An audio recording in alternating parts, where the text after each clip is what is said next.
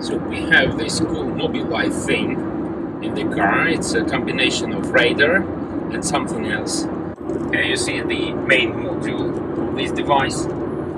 I had a conversation with a taxi driver, and the guy confirmed that once he had an accident, and when it happened, a minute later, the guys from the Mobileye company called him and asked whether he needed assistance. So we assume that the device does send some data. It does report accidents, and if it reports accidents, it can also report anything else. It knows where you are, it knows your speed, it recognizes the traffic signs, it knows pretty much everything about your journey. Does it turn on the microphone and listen to you?